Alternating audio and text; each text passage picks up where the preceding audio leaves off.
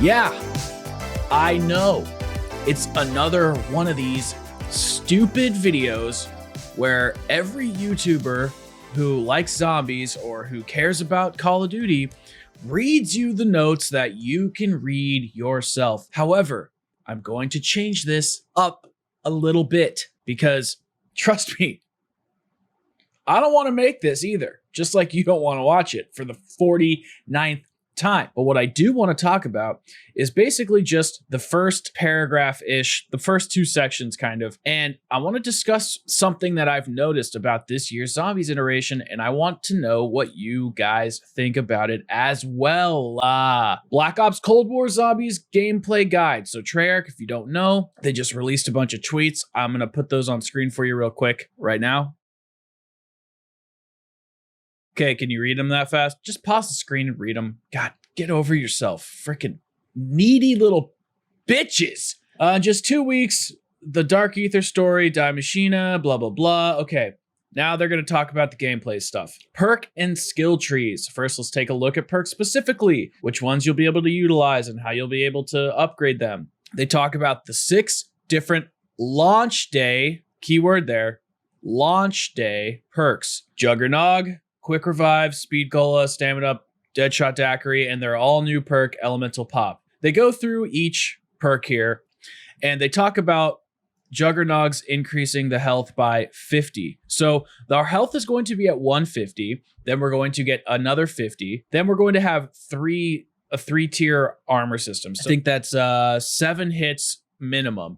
However, you can upgrade your Juggernog perk later down the line. We're going to get to that in a minute. All the way up to, I think it's another 150. So you'll be able to put your health will essentially be at 350. So 200 is 4 hits, 150 is 3 hits. So that's 7 hits plus the armor system, which is 3 hits. That's about 10 hits. And that's the rumor going around the community. It's 10 hits. Oh my God, let's cry about it.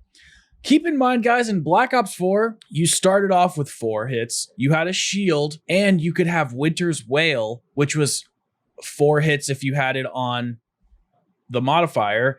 It refilled during the round. It refilled automatically at the end of the round. I mean, plus there was tons of other perks that allowed you to have armor and your specialist. So you were at like 12, maybe even more hits on Black Ops 4. I mean, that game made you overpowered as heck. So I don't think this system is going to be really that big of a deal at all, especially now that they've taken away the shield, which they talk about later. Okay, Quick Revive reduces the time to regen health, blah, blah, blah. You know, get the ally up. Speed Cola increases your reload speed by 15%, stamina up. Okay, so you have to understand all of these are base perks, but you can upgrade all of them. Elemental Pop, every bullet has a small chance to apply random base ammo mod effect. Cool, whatever. All standard stuff. But they talk about wanting to take your perks to the next level in skill tiers, and they can be permanently upgraded to 3 levels. That's right, permanently. So here's where it gets important. To upgrade your perks, you'll need to earn raw Ethereum crystals by reaching milestone rounds within the game or through successful exfiltration. What's more, you'll be able to upgrade skills related to field upgrades, ammo mods, and weapon classes to help you stay alive even longer as you collect and invest more Ethereum crystals. Over time, you'll be able to use these crystals to improve the tools in your arsenal, improving their damage and utility to help you reach higher rounds. An example, upgrading Elemental Pop perk to tier 3 will grant the following base effects. Tier 1, equipment damage also has a small chance to apply random base ammo mod effects. So that's grenades and stuff. Reduce ammo mod cooldowns by 20%.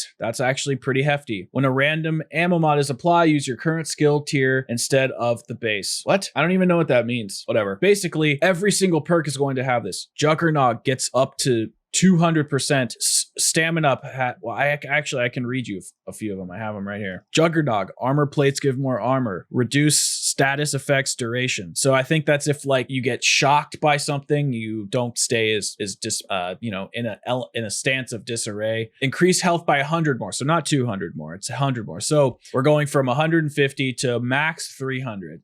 Okay, so that's 6 hits. That's pretty fair, I think. That's more OP than Black Ops 3. Speed Cola, even faster reload, field upgrades charge faster, swap weapons faster, Deadshot Daiquiri, reduce hip fire spread, higher damage to armored enemies, fall off damage decrease, quick revive, crawl faster when down, start to regen health faster, go to full health after a successful revive. And then they talk about, oh, I missed stamina. Movement impairing effects reduced by 50%. That's huge. That's huge. No fall damage, can run while ADS. I think they might have actually changed that, but I'm not sure. So then they give you an example about how weapons can be upgraded, which they do get to later in this blog, but they don't really explain it very well. So here's an example of how you get to upgrade your weapons. So they talk about shotguns. The base damage goes up 5%. This is close quarters combat. That damage goes up 10%, and then the base damage is another 15%, totaling to a 20% weapons buff, 10% for close range. That's just for shotguns. And also, your field upgrades get to be upgraded. The Aether Shroud has three levels of upgrading. Frost Blast has 3 levels of upgrading. Healing Aura, Ring of Fire, Energy Mine, everything can be upgraded, including the Pack-a-Punch ammo mods. Okay, Cryo Freeze has enemies slow down more, takes more damage. Dead Wire, longer stun, double damage. Chain zombies with more effect. Napalm Burst, looks like there's only 2 here, just increasing the effect duration, double damage. Brain Rot explodes on death, which probably has like an effect that kills more zombies. Double damage, increased duration. I mean, every single thing here can be upgraded or modified to your liking. It's pretty freaking wild. Now, they get into weapon rarities, and I'll skim over some other stuff, but I just thought that this stuff was the most important. Perks are essential, but let's be honest, survival is all about the weapons. In previous iteration of zombies, too many players were left trying to figure out which weapons were top tier. Now they're just saying every weapon can be awesome. And we already heard that from Craig. Every weapon can be an uber weapon. He literally says it in the video, the developer video. Weapons come in 5 tiers of rarity: common, uncommon, rare, epic, and legendary. Your commons are also going to be your loadout. Each tier increases the damage done by these weapons and will also determine how many randomized attachment will come along with the fight. For example, an uncommon weapon will feature around a 50% damage boost over its loadout version, which comes with just 2 attachments, while the legendary version kicks up to 300% damage and comes with 8 attachments. Then they say, and this is a good question, I wouldn't have thought of this, how does this affect wall buys and the mystery box, you ask? Weapon rarities make the wall buys and mystery box even more worthwhile in Black Ops Cold War, giving players more options in any given game. Buying your favorite weapon off the wall is now actually different every time, with random attachments thrown into the mix. That's pretty awesome. That's pretty cool. I'm really confused though, like am I not allowed to customize my attachments anymore? And the mystery box actually increases its odds of rolling high rarity weapons as the rounds get higher. That's really cool. This creates new levels of strategy to keep in mind as the match goes on. What happens if you hit the jackpot on your first spin and get an epic magnum on round 10 and then roll an uncommon AK-74U on your next spin? Let's just say if you're more comfortable with SMGs, but you know your damage potential will become lower as a result of switching, which one do you keep? Previously, if you found a strong weapon in the mystery box and had little motivation to return, now even if you roll a weapon that you're happy with in early game, you can return 10 rounds later to try to roll the legendary version. This is an awesome, awesome system. My main concern is, what is the point system? In Black Ops 4, the point system was as follows. A zombie is worth X amount of points, and you can only get that amount of points with whatever weapon you choose. This way, this allowed shotguns to be just as effective as SMGs. This allowed knifing to be, the most effective way. There were different little sub tiers in that point system, but the zombie was capped out at a certain amount of points. Whereas in Black Ops 1, 2, and 3, it was about how much you could get out of the zombie. The zombie had a health cap, but depending on which gun you had, you could get more points